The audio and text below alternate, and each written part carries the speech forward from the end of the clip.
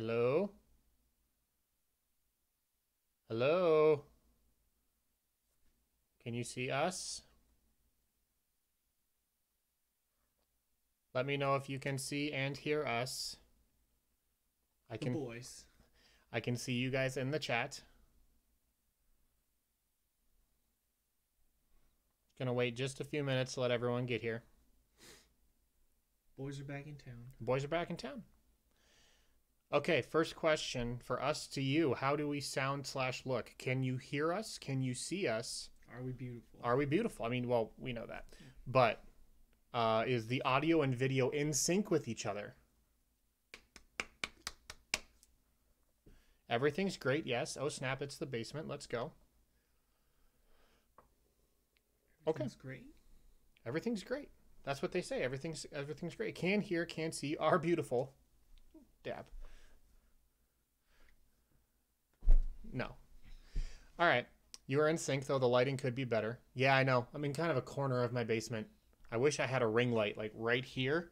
I've got this nice spotlight. This nice downlight. It's right here. I know. Oh, we can make it more dramatic. I can bring the lights. I can bring them really dim, so it just all looks kind of uneven.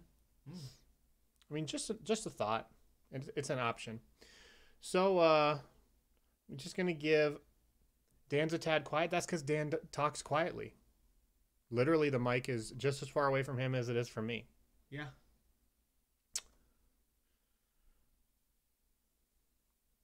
We're gonna wait a couple more minutes to let everyone kind of filter in here. But here's the rules. I know this is kind of fun for us because this is the first live stream at the new price point, kind of, so to speak. Oh, nice. Yeah.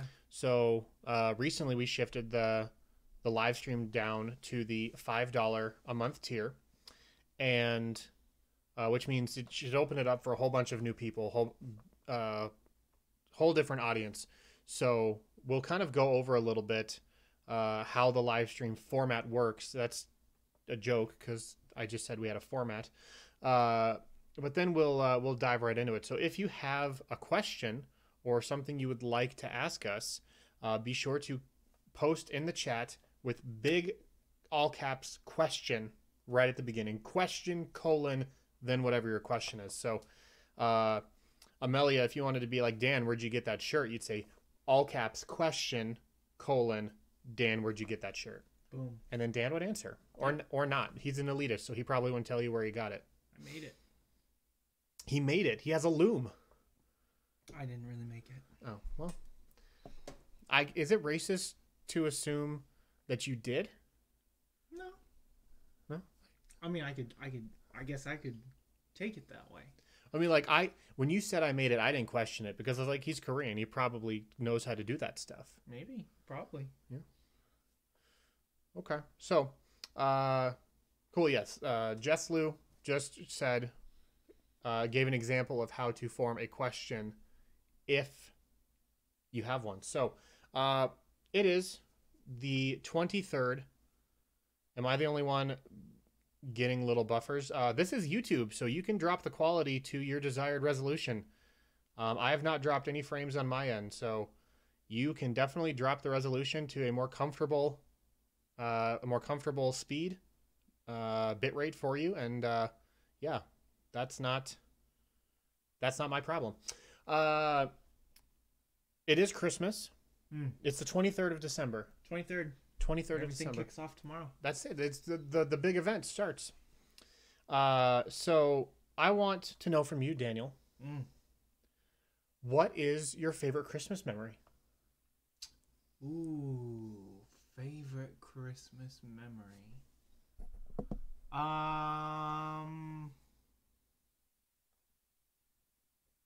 Boy, that's tough. One year I got a PlayStation 2. Oh boy. Yeah. Yeah. I got the console and a memory card. No game? No game. So That's classic. the day after Christmas was pretty hype. Was just as good as the It day was of. pretty Yeah, hype. okay. Nice. I think I was... played my PlayStation 1 games on my PlayStation 2. Oh yeah, because it was like it'll upscale them. It never did. No, it never did. What was your first PlayStation 2 game? Gran Turismo or Madden? Because I was always one of them. My first PlayStation 2 game, I think it was NCAA football. Oh, sure. 2002. 2002. That makes sense. Yeah. Gosh, those were the days. 2002. Oh, good times. Okay. I once got a Nintendo 64, Oh. which I wanted very desperately. I once got a Nintendo 64. This had to have been 98 or Christmas of 97, I bet. And same situation. I got Oh, no game. I got the console. I was so hyped, and then my dad was like, so what game came with it? I was like, oh, it doesn't come with the game. Oh no. And he was like, turns out my dad was a master troll even back then. Oh. And so he gave my game to my mom to unwrap for her last present. Ah, nice. NFL Blitz. Ah. So She's like, I don't want this. I'm taking it back. yeah, she's like, I wanted a necklace, so here's $60. Awesome. Okay. Question: is there anything you would like to say to? This is from it's me. You know, I don't really know how to say your name. Okay. Well, a lot of stuff coming in. Saying, is there anything you would like to say to that whole new audience, seeing that you? Oh boy, I don't know how this question is phrased. You would like to say to that whole new audience, seeing they are now concluded. Anything I would like to say? No, just welcome. Obviously, just welcome. Glad you guys are here. Thank you for being patrons. Thank you for supporting the show. That's something I say to every audience at every tier at every level. So, like I said, $1, $5, $25, it doesn't matter to us. What matters is your love and support for the show, because that's going to transcend a dollar value. You know, that type of support and passion for the show is what spreads via word of mouth and stuff like that. And that's like the real, the real bones of our growth, is being able for friends and people to share our show with each other. So just happy to have anyone here. You know what I mean? This is from Kaylee, I think. Yeah. This is from Kaylee. Question: if they had cut Greg's leg off, would it have stopped the black disease from spreading? Probably. I think, yeah, probably. We needed to. We really needed to do it. I mean, it all worked out, kind of. It did. It would have been really funny to me to see Greg as a peg leg. That's what I wanted more than anything. I think if he'd gone that far, he probably just would have embraced like full pirate. Yeah, I can see that. He would have like probably gone out of his way to lose an eye. And maybe just like switch to swords or like scimitars or something. I could see him going full pirate. That's yeah. That I kind of wish there's part of me that really likes to see players in D&D take the full on like nuclear option. Mm-hmm. You know, like, oh man, I'm going to do something that is going to irreversibly affect my character. Yeah. And then just see how they play around that. Yeah. Question: was there anything that you found surprising about recording after a long hiatus? So yeah, Ellen brings up an excellent point. We just recorded our first episode for Volume 2 3 days ago. Yes. It was first awesome. 3 days ago. Yeah. 1, 2, 3. Was there anything you found surprising? Yeah, lots of stuff. Namely for me as like the organizer, it was really hard for me to get back into the swing of things with combat because and a new system. And like that's the thing. I always had books in front of me on the table or something like that I just like I have bookmarked or tabbed or like sticky noted, something that I can reference at a glance very quickly, flip back and forth between pages. And then I have my iPad on the table for my campaign notes, everything I've written out for the story. And I wasn't able to do that this time. I had to like keep switching back and forth on my iPad between the player's handbook and my world book and the campaign notes, and that was like a giant drag. And so I think I just need to I probably just need to print out my handbook, even if it's in like a binder, something I can just have tangible and flip between. That would really help me out a ton, because there was a lot of times where like we'd get into a combat thing and I'd just be like, I think you roll dice, there's some type of modifier, I don't know what's going on. and it got kind of wonky for me. But what about you? I don't think there was anything unexpected. I think there's just that general. I feel like awkwardness when you start a new campaign where you don't quite know your character yet because you haven't played as them. Yeah. So I think getting to know yourself as a character, getting to know your team, and the chemistry, how things are going to work out between all the different players. I expected all that though, but I'm really looking forward to it. It's going to be awesome. Yeah. One thing that I would say, like, I was surprised that went well was just like the the progression of telling the story. Mm. I was just kind of worried how everything would work in a whole new world with whole new like races and classes and just like how that would feel. And just based on my takeaway, I obviously don't know how the rest of the group reacted, but just based on my takeaway, I feel like that went pretty smooth. I tried my best at like explaining what was going on and filling in those logical gaps or just like information gaps of I don't actually know what this thing looks like. Please tell me because there's no reference for it.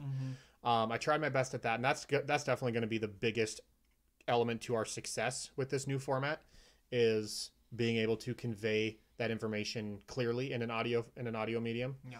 But I felt like we at least got off on a strong start. Yeah.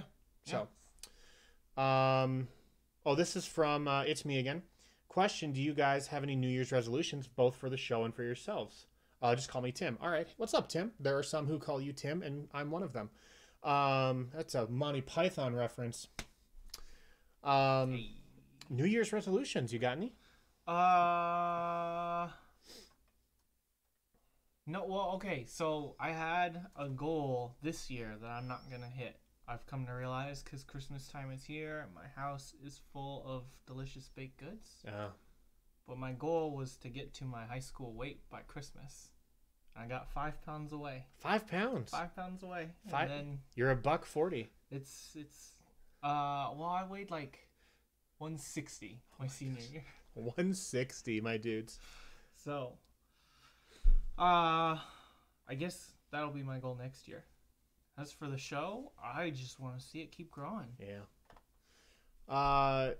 New Year's resolutions, both for the show and for yourselves. A greeting from the Netherlands. Ooh, nice.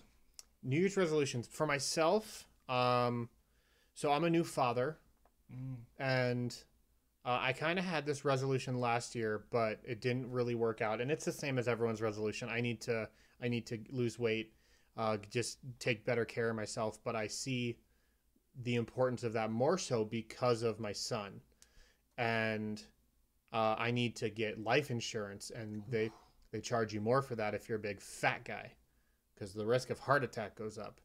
So, just planning on like the actual like January 1, very stereotypical, like, you know, make the pivot. I've already started to kind of like lay out ground rules and steps for myself to hopefully see some success. It's not going to be something. I lost 85 pounds in about 6 months a few years ago, and I put it on off very quickly because the method of which I lost 85 pounds was super aggressive and not at all sustainable.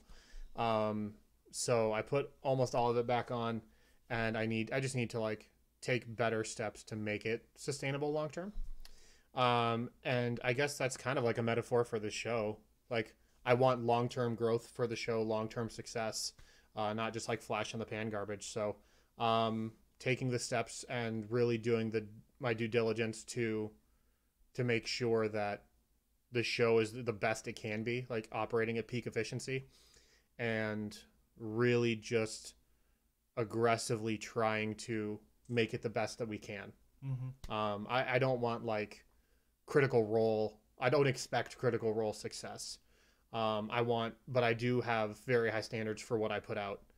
And I think with volume 1, at the end, we were very close to our ceiling of like what we could produce and output. but I see volume 2 being even higher, just because going into volume 2, I've done the work ahead of time of like how I'm prepping the story, how I'm prepping the world building, how I'm prepping the handbook and all that stuff. I can take that very easily, lift it, and put it in something that I can distribute.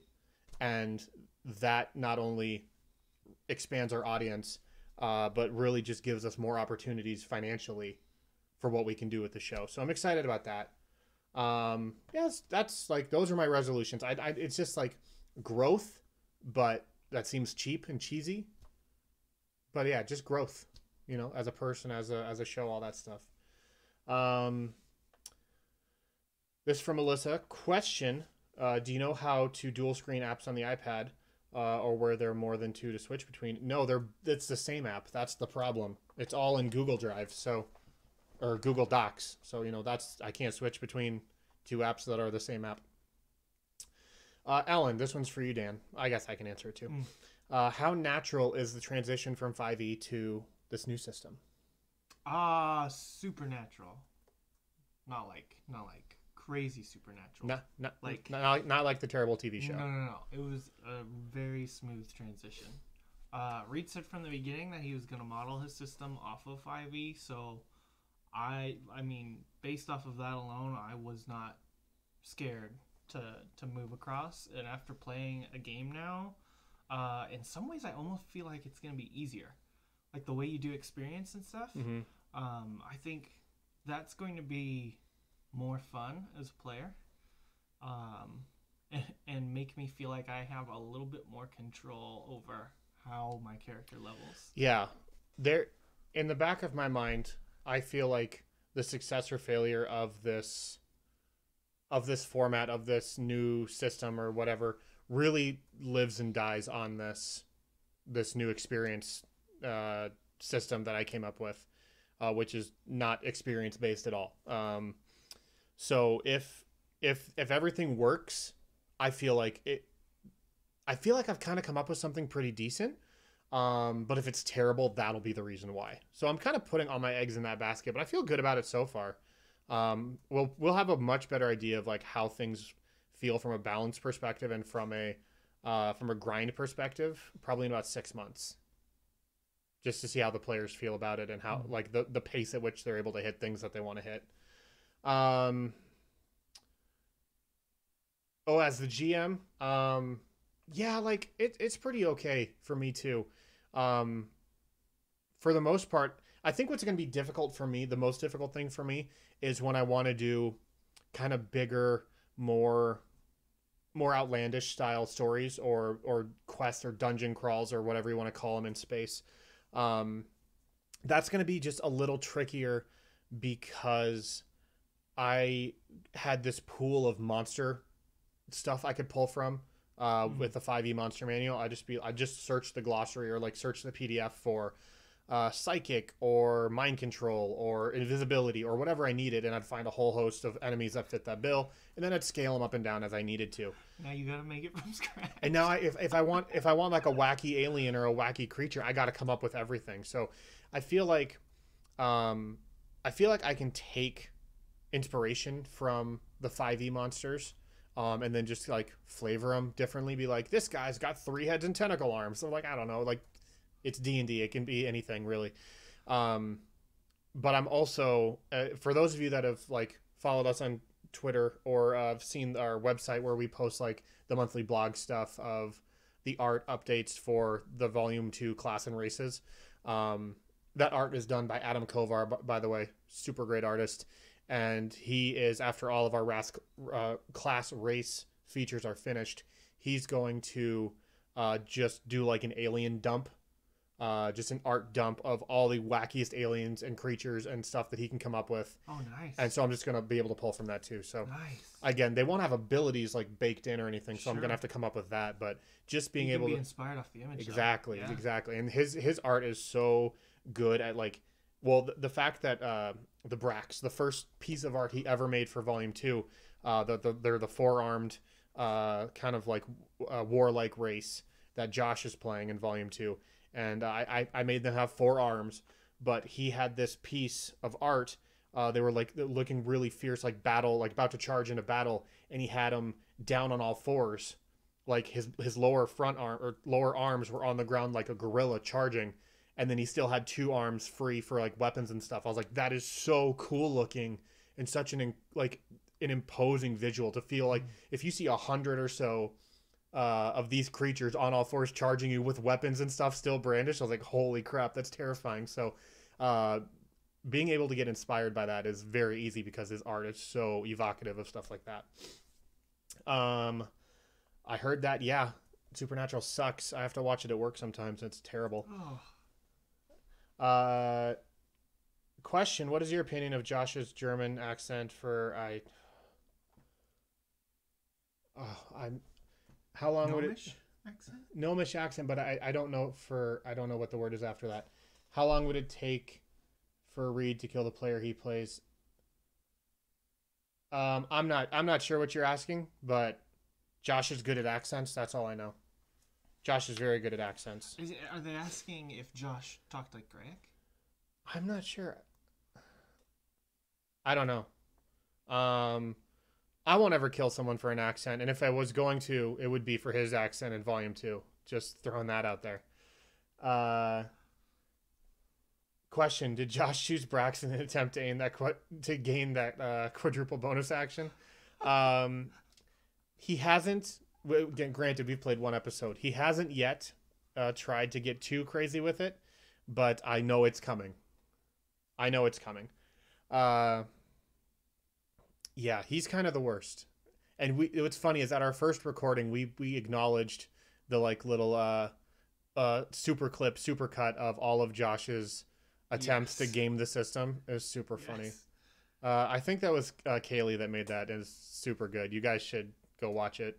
Follow her on Twitter at something. Yeah, that's the one. The Bending the Rules compilation. It's so good. We talked about that one and Mike's oh gosh one, which was also very funny.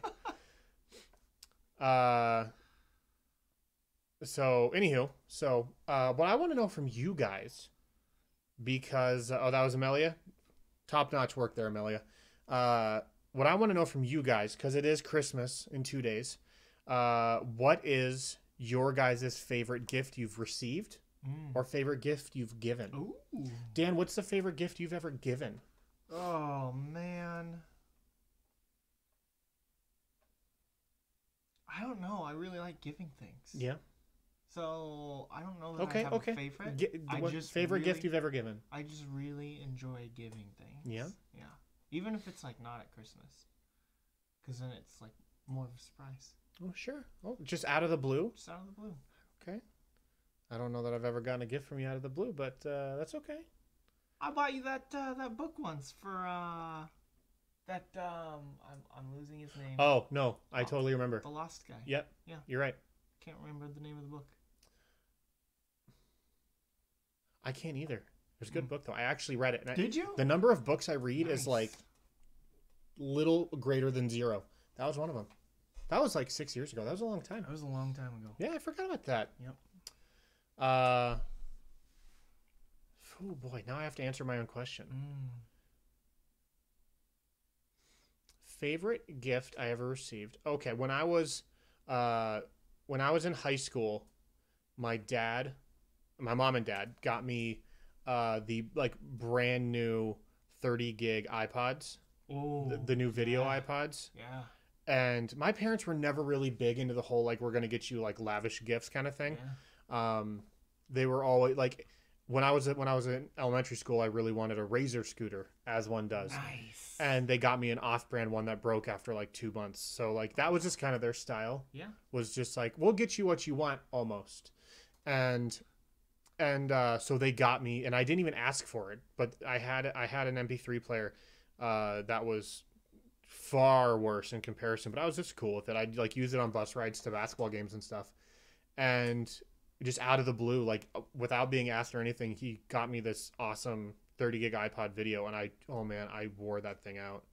As much as an iPod can be wore out, I wore it out. I wish mine still worked. Yeah, the old like I They're don't, the best. and I don't need a touch iPod No. with video and No. app capabilities. Like, just give me a thing that holds a bunch of music. Apple could kill it if they brought back the old iPod and maybe even put Bluetooth in it. Yeah, Bluetooth for speakers or for headphones and speakers, but like a Give 'em that old wheel. 500 gig solid state click wheel iPod, like even Please. give it video then too. I don't care, but like just it was so good. I use that all the time.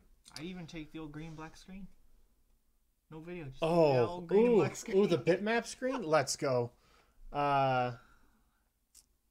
Alyssa, question. I was looking at Volume 2 art, and I think there seemed to be a reference to Han Solo in the pilot one. Yeah, definitely. 100%. That was all Adam was doing. I didn't tell him to do that. Hey, Becky. What? One of our viewers is someone in my Destiny clan that I play with. Oh, really? Yeah. Awesome. Question. Oh, yeah, this is from... Oh, boy, I'm not going to be able to say that name. I'm just going to call you Villy. Is that Becky? That's Becky. Oh, okay. What's up, Becky? Who will Kelsey/Mike murder first in game over their character accent between? It's 100%. Okay, were we recording? This was super funny. When Mike said that he was going to kill me and then kill himself as his first action in the game. yeah, we were recording. Yeah, there was. I'm not gonna. I don't feel like this is spoiling it, although it's super funny. But like, it was so funny. there was. Mike's playing a robot. And Danny's mission in the entire game is to augment his character so much that he becomes more machine than man. And so this joke just immediately emerged that Mike is actually a robot from the future sent to kill Danny because he is himself Danny's augmented form in the future. He's become totally cyborg. And so he's come back to kill Danny before he goes too far and like becomes an affront to humanity and stuff like that. It was... Oh, dude, it was so funny. I was crying. Amelia, answer. The favorite gift I've ever given was the sneak attack box. That was so fun, dude. I actually was considering wearing my Chiefs scarf for this live stream, but it's kind of warm, so I would have like immediately taken it off. Favorite gift given was the box. Love it, love it. My roommate and I got our third roommate's Aragorn ring from Lord of the Rings movies. Dude, that's pretty dope. What's up, Alex, by the way? Saw it. Gift giving isn't that big of a deal here in the Netherlands on Christmas. We do it on St. Nicholas. Favorite gift was the Game Boy Advance. Nice. Dude. Oh, fun story about the Game Boy Advance. I got my Game Boy Advance about 2 months early. Color? The original Game Boy. Okay, the OG Game Boy Advance. Not the one that flipped. Yeah. It didn't even have a backlight. But I got my OG Game Boy Advance about 2 months early because... a local video game store imported some from Japan where they were available like super early. Yeah. And they had one left, and I stopped in there randomly one day to buy something or trade something in. It was Gamers. Nice. And I was like, are those Game Boy Advances? He's like, oh yeah, we got some from Japan. I said, and you're selling them? He goes, yeah. Do you want one? I said, 100% yes. And so I got a Game Boy Advance, an imported Game Boy. It played all the same games because there was no region lock on it. Man. I got it super early, like 2 months early. I played Tony Hawk Pro Skater 2. That game was baller. Nice. What's up, Kim? Welcome, everybody. Blah, blah, blah, blah. I can't think of much I've gotten that really stood up, and I remember getting Biscuit the For Real Friends dog. I don't know what that is. Biscuit the dog. My kids have those books. Oh, okay. Wait. I don't know. That just means like Kaylee is much younger than I actually like think she is in my head, because I just assume everyone's. I don't know how long. I assume everyone's my age on the internet. She might be 12 for all I know. My parents got us a Wii back when it came out, and that was pretty neato. Yeah, like there's just something about opening a game system that you weren't expecting. It is. Like, or even if you wanted it so bad and you were begging for it, and just that feeling when you're a kid of like, I can't believe it happened. I can't believe my parents spent the money on it. Yeah. Like, oh man. I can't wait till my kids are old enough to appreciate a game system. Yeah. Get them the Switch 3 or something like that. Yeah. And little they're gonna be so stinking expensive by dude, the time they're that old. Be like $600 for a last gen console because it's Nintendo. Alex got a Game Boy Advance for Christmas once too. See, it's just so good.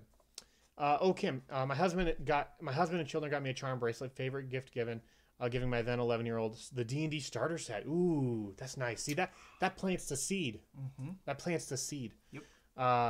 Charm bracelet. My mom got real teary eyed because my dad got her a mother's ring, and my mom nice. my mom has 6 kids. So it was like she looked like Thanos. It was just like stone, stone, stone, stone, stone. It was covered in stones. A mother's power glove? That has to be a thing, right? That's it. Just a stone for each birth month. And oh yes. And yeah, that for the mom who has everything but only wants half of it. That was not bad. I know it could the copy can use some work, but that was not bad. Yeah. That was not bad. Okay. My favorite gift given was when I bought a relatively expensive speaker for my grandpa, who's usually a lone wolf who's never around for family. And he cried, "Oh my gosh, that's so sweet." I've missed y'all's dynamic. I know. We're very dynamic individuals. Gamers is a great store, 100%. Well, it used to be. Back when it was like a place where drug deals would go down. Although if you want old stuff, it's like one of the only game stores to get that anymore. There's another one in town called the Game Room, but I'm pretty sure that one is the new drug location, drug dealing location. Is there anything specific y'all are hoping for Christmas? That's from Ellen, by the way. Thank you, Ellen. I don't think so. You don't think so? See, I'm at the age where everything is boring. Yeah. And I don't say I would love a PS4. Probably not going to happen because I know what our financial situation's like. But I would love a PS4. I'm not expecting it. But if someone were to hey Reed, I will contribute towards getting your downstairs bathroom finished. Ooh.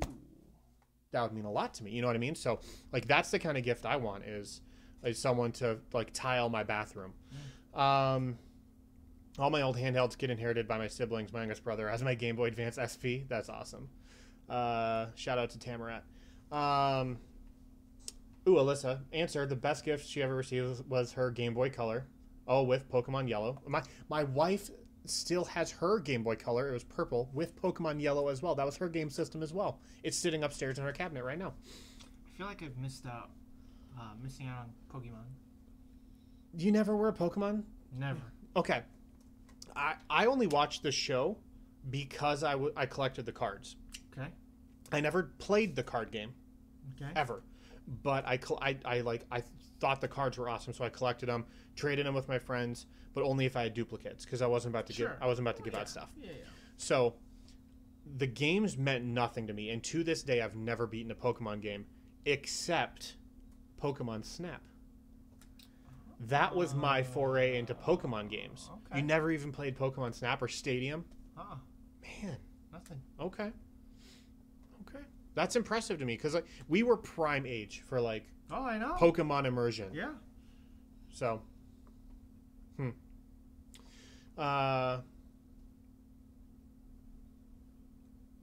Okay, I lost my train of thought in the comments. I found my way again. This from Tim. Question: what power would the Power Stone on your mother's Infinity Ring represent, and what would its power be? I think it'd be the same. It'd be the same as the 6. Time, soul, space, power, reality, all that jazz. But it would be the colors would have to represent my mom's 6 children's birthstones because we're all born in different months, so it works out. Nice. Yeah, it works out. Mine's aquamarine because I was born in March. Aquaman. That movie looks terrible, but I'll still see it. Okay, this from Kaylee. I'm only 21, and that's a whole mood. Sorry, Ellen. It doesn't get any better, by the way. Question: theoretically, what would Mike want for Christmas if one was trying to make him a gift? Theoretically. Yeah, I like the theoretically. Of course, he's not watching this stream because he's riding a train right now. Yeah. That's not a joke. He's riding a train. What would Mike want? He would tell you a gaming PC because he's an idiot. He sold his. Yeah, because he's an idiot. I helped him build this thing. It was a bonding experience for the two of us. He'd never built a PC before. He'd never owned a gaming PC before. So I spent my time and all that jazz to help him make his first gaming PC, and he sold it to his brother for almost double what he paid for it. I mean, it's a good investment, good ROI, but doesn't doesn't give back the time spent. That's for sure. Yeah, I don't know. Mike would probably just want like time with his kids because he's lame. My son, he just lays around. It's the best. Kiwi Game Boy Color's where it's at. I don't know, Justin. I don't know about that. The purple one still looks pretty dope. Reed just asked Miles to tile your bathroom. He'll do it just to see the basement. LOL. That's probably true. That's probably true. I didn't get into Pokemon until 4th gen. Yeah, like still not there. Ooh, this is a good question from Alex. Question: which Avenger would you be? Ooh. You can't say the Asian companion from Doctor Strange. Oh, why? He's in the Avengers. I know he's technically an Avenger, but you can't say him just because he's Asian. Oh, That was I would totally that be character. That, guy, though. That character was the profile picture of a one shot for one of Danny's D&D characters. Yes. Gosh, who would I be? Like an A tier character, someone who had their own film. Yeah.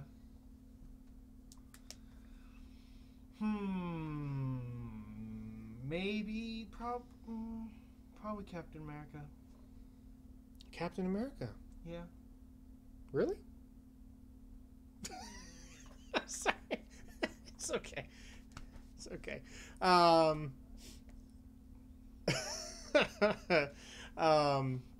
This guy. It's just such low-hanging fruit. I would be Star-Lord.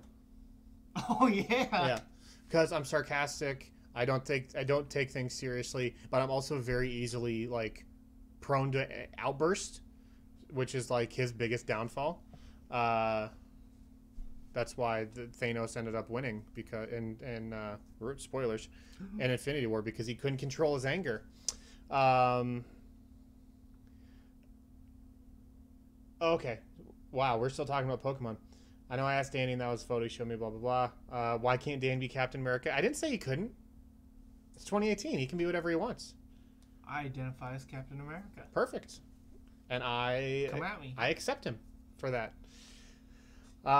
Y'all always get really weirded out when Miles makes a comment about Dan being Asian, but Dan, have you considered you brought it upon yourself? Did I bring it upon myself? I mean, that seems pretty like what's the term when you try and like guilt a victim into I don't know what it is. It's kind of like the whole like she was asking for it, you know. She wouldn't have dressed that way. Oh. Jeez. Oh. Racist. That's the term, racist? That's probably it. It's probably just racist. Go listen to the Halloween episode. Oh yeah, that one. I mean, like, yeah. I guess they got you there. Hey. Dan plays up the racial stuff for the lulz. Yeah. And it's always funny. But I can't do it. As a white male, I can't do it. Mm-hmm. And it's the biggest form of oppression that I can think of. Yep. So, Miles sends all of our FedEx managers photos of noodles. That can't be real. That cannot be real. Gosh. I don't know what it is. For some reason, that just resonated with him, and that's great. it's one of those. I'm glad. It's one of those throwaway things where, in the moment, you do it or you say it, and you're just like, "That will definitely like, I'll never go back to that like bit or whatever." And for some reason, it just connects with people. It's the catchphrase. Yeah. Yep. It's so real. I've seen screenshots. Oh my gosh, you guys. So you know it's real. I do. I know. Yes. Nothing surprises me, but I still like to think that it's not. One of my managers had to ask me, why is he still doing this? That's from Tim. Question for Dan. What is the thing you're looking forward to most exploring this new game world? Ooh, that's a good one. Well, the fact that it's space, so the possibilities for where we can go, what we'll encounter, Endless. endless. Yeah. So that's pretty exciting. That like the sky's the limit. Look, we can do anything. Even beyond the sky. Even beyond the sky. I really enjoy these long games because probably one of the most fun things for me is discovering my character. Mm-hmm. Like, I spend time like thinking about like what my character's motivations are. But I'd say I don't really know like who my character is until I've been playing them for a while. Yeah. So I'm really looking forward to getting to know my character as we go on.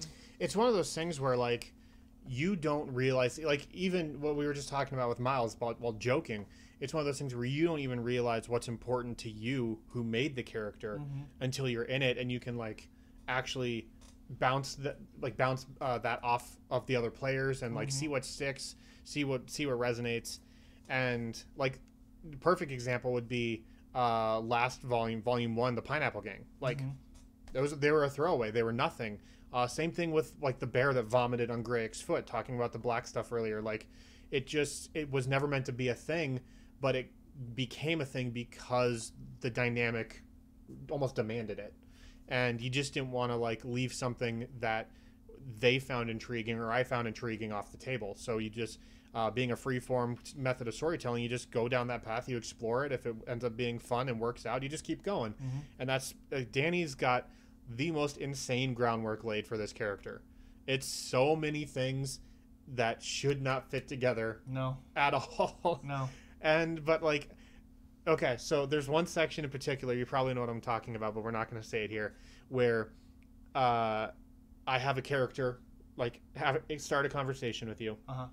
And I specifically picked you while I was writing it. I didn't just, like, decide at the table. It's because I really wanted to see in the moment, like, in action, what your character was about. And Danny went into detail on things that I did not expect him to go into detail to. Josh, within the first 5 minutes, is already breaking the rules. And it's just like, okay, I'm seeing right away what is important to these guys. And it's really fun. Now I can take that information and I have all of their like character background stuff and just build upon it and make it fun and like give you other opportunities to do cool stuff and then shrug and let your dad die. Let my dad die. So that's a thing. When I'm playing a character, especially for sneak attack, I think of like lines of dialogues. I think, oh, this would be really funny if the right moment arises. But I can't write it down because then I'll be looking at my iPad or my notepad and I'll be like, I feel so forced to just insert that line. So I work by myself and I'm in the truck a lot. While I'm driving, I will have conversations with myself as my character. So I start to like, it's almost like method acting. Yeah. You're to like think, improv. Yeah. I start to think, okay, here's how my character thinks. So now I could just have a conversation with Reed in one of his NPCs and it'll just come out. Yeah. Something will just come out. That's perfect. I love it.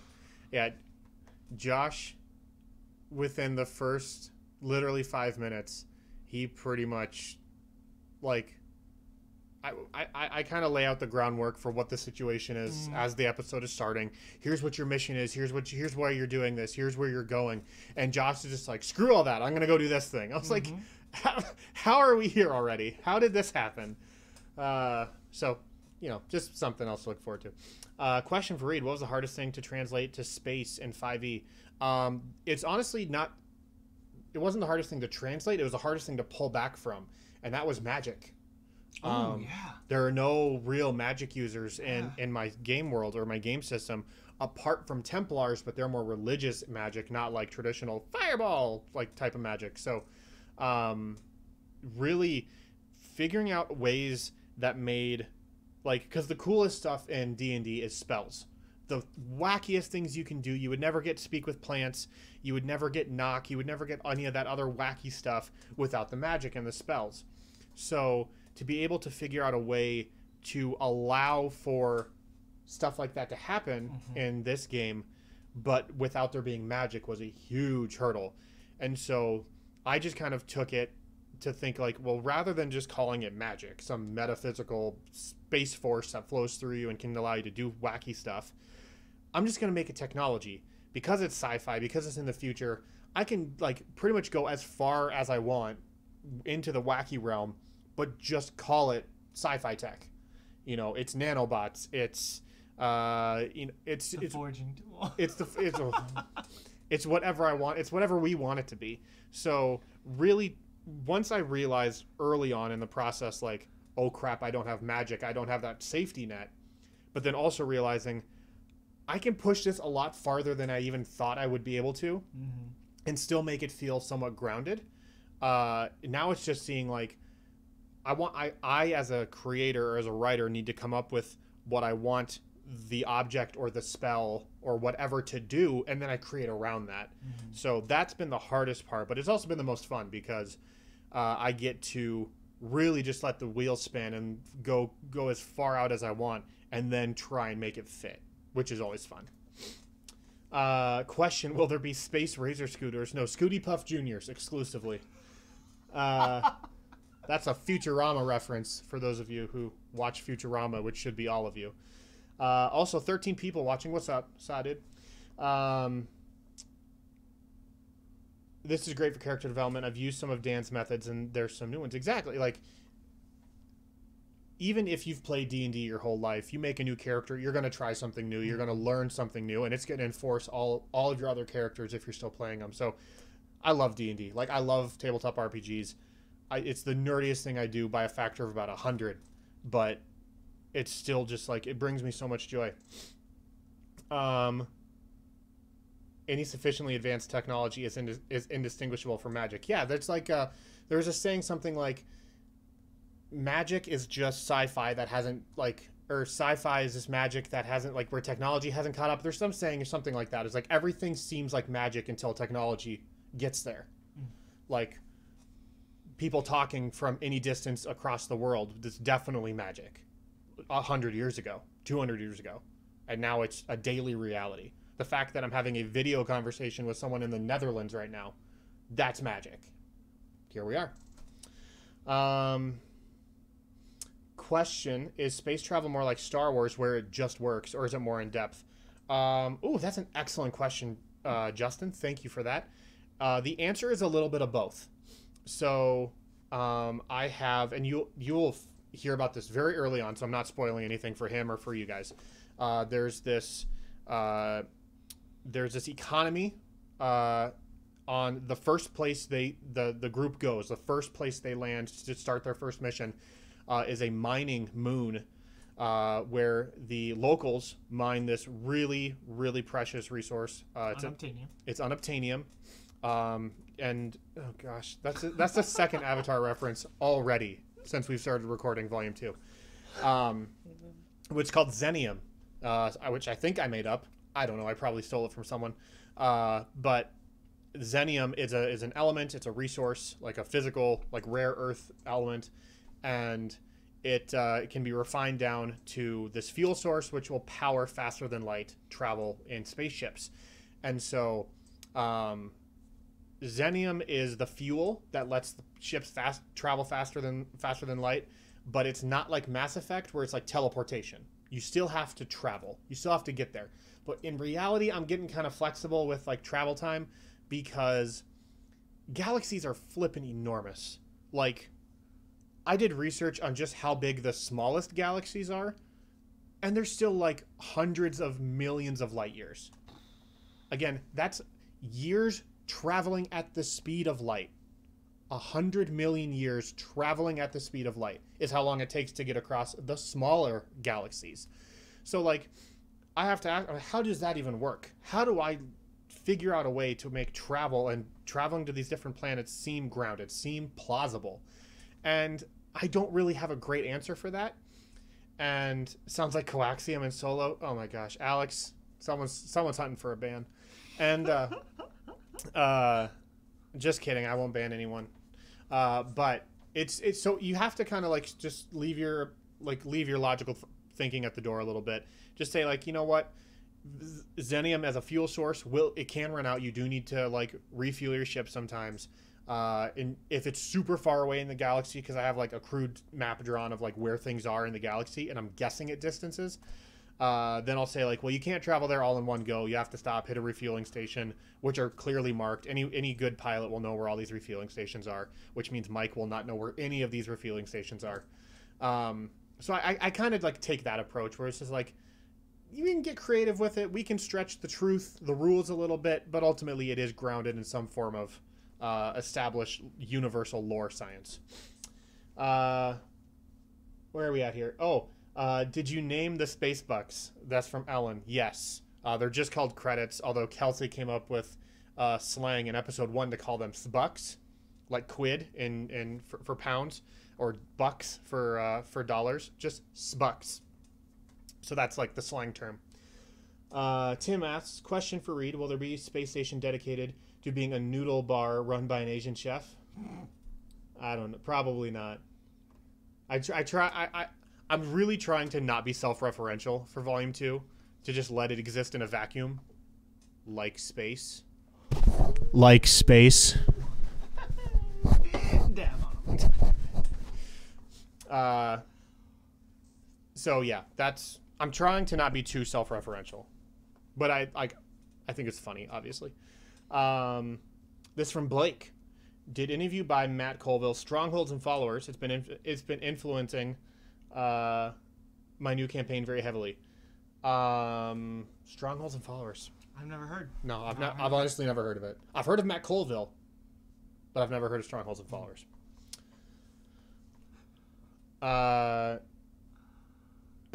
Rip your ears. Sorry, guys. It was funny. I felt it was funny. I'm gonna do it again if I feel like it's deserving. Reads like, lol, sucks for anyone trying to novelize this. You can figure out the distances yourself. Precisely. Like, I said the same thing for Volume 1, though. Everyone was like, what happened here? What happened here? It's like, I don't know. You guys figure it out. Like, my job's done. Yeah. Like, I put the stamp on it, close the book, it's out. You guys go figure it out. I'll take that as a yes, but not in the show. Oh, yeah. I don't know. Like, again, I really do try and, like, there were so many times I wanted to reference things during the writing, even the little bit of writing I've done so far. But I just had to, I had to force myself not to, as much as I wanted to. Amelia asked, question, Dan, did you know that in the very first episode of Titans, Josh had a character named Dan the Cook? I did. I was listening to that episode. I was very flattered. He didn't take the low-hanging fruit of having him make noodles. But then I talked to Josh the next day about it, and I was like, dude, listen to episode 1. So flattered that you made Dan the Cook. I mean, you based that off of me, right? And he was like, yeah. And I was like, wait. How is that not possible? Like, how could he not? So, I don't know. Maybe a little bit. I'm going to assume Josh was full of crap, and he definitely knew what he was doing.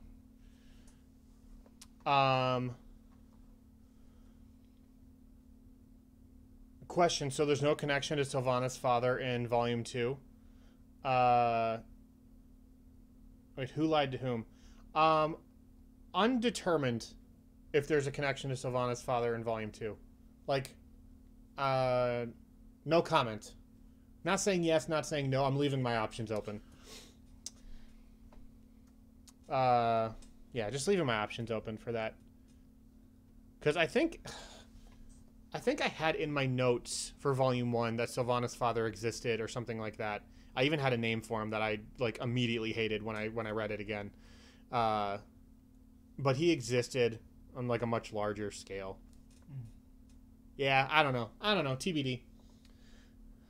Are we out of questions? I think we're actually out of questions. So Dan, you work for yourself. Yeah. Kind of. Kind of. You work with somebody, but for yourself. Yeah. Are you taking any time off around Christmas? Well, normally our family Christmas is spread out around the holiday, so I take that whole week off. Oh, nice. But this year it's just Christmas Eve and Christmas Day, so you should still take the whole week though. I've got a lot on my plate. We'll see what happens. Dan, it's a perfect opportunity. We'll see. That's the worst thing about being self-employed. You're never caught up. You're never, and like, if you take a day off, it's not like someone else can fill in. Nope. It's You're just like putting it off. Yeah, just put it off until later. Yep. So tomorrow's Christmas Eve, so I'll do A half day at work. No, I'm the office is closed tomorrow. Oh, feels good, man. So I have the day off of work tomorrow, day off on Thursday. I'm taking Wednesday off. Nice. But then I'll go back Thursday, Friday. Then I have Monday, Tuesday off for the next week. So it's pretty. Oh, because New Year's. Because New Year's on Tuesday, yeah. Oh, so it's pretty chill. that's but nice. I have 2 family obligations though. I actually on Christmas Day go over to Tiffany's family. Okay. Which I'm never super thrilled about because I'm the kind of guy that's just like, it's Christmas, I want to just like spend it at home. Yeah. But I like her family a lot, so I let it slide. And then on Saturday we're going over to my family's. Nice. There will be 19 people in my parents' house. 19. Oh no, I messed up the mic. Now you just gotta hold it like a reporter. 19 people in the house. Chat. This is Reed coming to you from Reed's basement. It's coming in hot.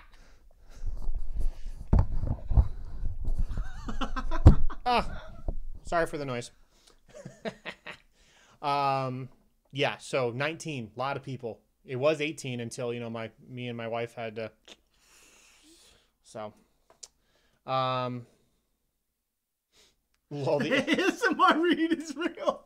No, we can't do ASMR on YouTube. Those accounts get shut down. What? Yeah, it's just ASMR YouTube gets shut down? No. So this dude on YouTube made a video critiquing a channel that does ASMR videos with children. And he was like, this just seems a little dicey. And that video got deleted and his account got flagged. But the account he was critiquing still wide open. It's a little weird, There's YouTube drama. That feels bad. It's a little strange. ASMR is on the borderline of like funny sexual. Yeah. It walks the tightrope. Yeah. You get kids involved, way too. Whoa, too much. Too much. To scale. Yeah. Question: are there any plans to travel the globe next year to the Netherlands, perhaps? An all expenses paid trip. I'm there. That's the thing. Like, I would very easily and very quickly say yes to a trip that we didn't have to pay for. Like, conventions are my favorite because people fly us out to places and we get to travel for free pretty much. That being said, I'm trying to see if going back to New York is a possibility. We were invited. I don't know if I mentioned that. So we were invited out to New York. I don't actively go searching for conventions to attend. They have to reach out to me. That's just like how it goes because all of us have lives and full-time jobs and most of us have kids. And it's just like, I'm not going to be like, I'm just going to go hunt down places to travel to and peace out, family. We got a sneak attack tour bus. It would be like, it'd be like a VW bus from A Little Miss Sunshine. That's what it would. We'll get our caricatures painted on the side. And then me, because I don't have wear our polo shirts. Those polos, dude. Or we could get tracksuits. Ooh, tracksuits. Yes. With the cool patches. Like, with the patches Mike's making. Yeah. Tracksuits. Which all of you should be getting those patches, so kudos to you guys. Yeah, so I don't know. I would love to travel for the show. I would love to meet all of my different fans, all the different fans of the show around the world, but it just does not seem feasible as we get older, and like we would have to hit that next level of growth for the show and really like take it to the next level in order to consider traveling, and as much as you guys want us to and as much as we would enjoy, you know what I mean? It would just be quite an investment to be able to get to that level. But not saying it's impossible, but if the last 156 episodes are any indication, it's probably not in our future. Just being honest. Come to Tennessee, we have country music. That's actually a reason to avoid Tennessee, in my opinion. I mean, Nashville seems dope, but country music is the worst. So, yeah. There's always YouTube drama. I know there is. You guys are in the buffer zone. I'm sorry. Well, luckily, we're pretty much right at an hour. We're pretty much right at an hour. So any last questions, anything you guys want to say to us before we go? This can be about anything. Volume 2 related, D&D related, Sneak Attack related, anything at all. Shoot us that question. All caps questions. We'll stick around for just a few more minutes.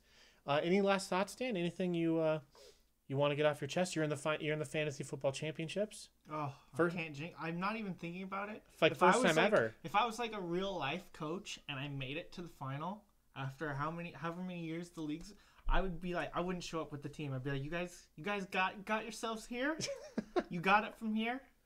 Call me and let me know how it goes. Okay.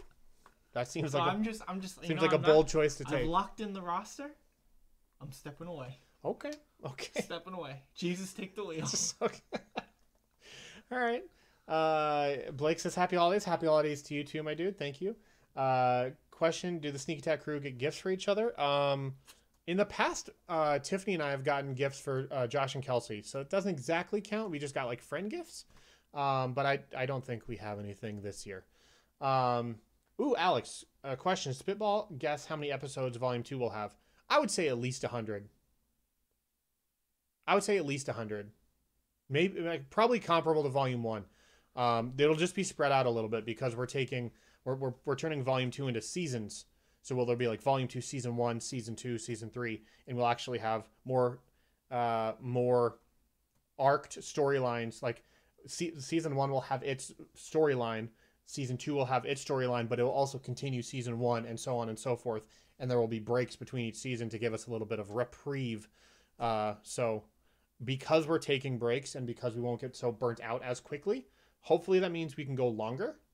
But I think we're just going to go as long as the story naturally progresses. But there's a lot of content. There's a lot of options for content there. So thank you for being awesome. The first live stream I was a part of was awesome. Love you guys and keep being awesome. Lots of awesome. Stan, you're awesome. And the next year for years to come. Thank you, Tim. Thank you, everyone, by the way. That's going to do it for this month's live stream Q&A. Thank you guys for tuning in. Remember, January 25th is the launch of episode 1 of volume 2.